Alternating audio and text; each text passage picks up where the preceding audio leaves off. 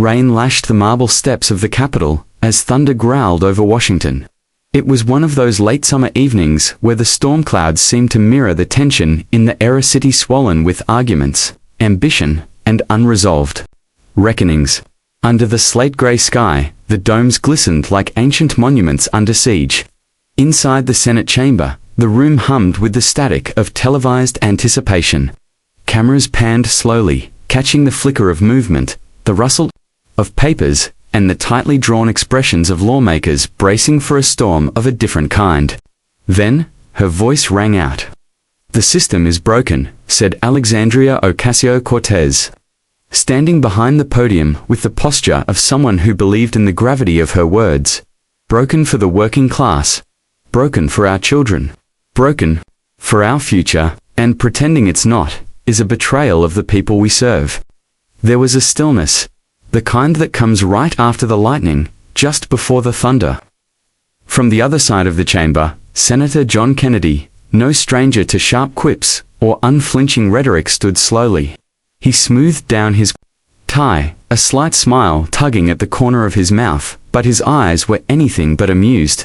He leaned into the microphone, his southern drawl soaked in steel. "Congresswoman," he began, "with all due respect, this country is not broken. What's broken is the lens through which you insist on viewing it." The air snapped like a taut wire. Kennedy, born in Centreville, Mississippi, had seen his hometown wither over decades. He'd grown up watching the factories close, the fields dry up, and the kids leave. And yet, he never stopped believing in the country that gave his father a shot with nothing but a pair of muddy boots and a pocket knife. He was a man of contradictions, part folksy charm, part ivory tower, intellect Oxford educated, but every bit the son of the Deep South. What he feared most wasn't losing an argument, it was losing the soul of a nation he believed had more in common than people remembered. AOC Alexandria, to her family, had her own fire.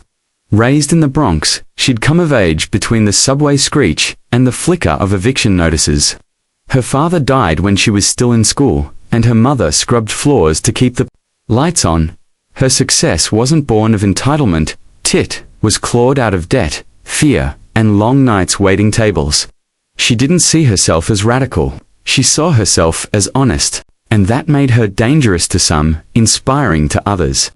That night, their clash wasn't just about politics. It was about pain, what people remembered, and what they chose to forget. "I have walked through communities where kids are afraid to breathe the air," Alexandria continued, voice rising. "Where schools don't have drinking water. Where mothers cry because the only hospital in a 50-mile radius just shut down. And I've walked through those same communities," Kennedy shot back, his voice calm but laced with force. "And what I saw was grit. What I saw was hope. What I saw were Americans still fighting like hell to make it work." The chamber buzzed. Behind the scenes, a subplot unfolded.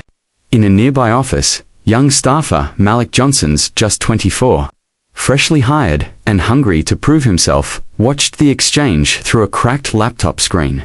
He'd grown up idolizing AOC, but he was also from Baton Rouge, just a few hours from Kennedy's hometown. Lately, something had shifted in him. He wasn't sure who was right anymore. He just knew he was tired of being angry.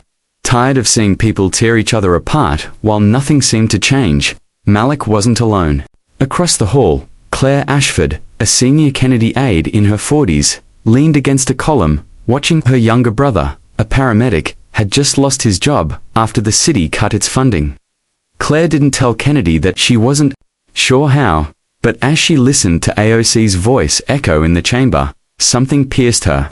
Both sides, it seemed, were talking about the same pain just from different angles. The debate roared on. "You say the system's broken," Kennedy said, stepping forward. "But I say this.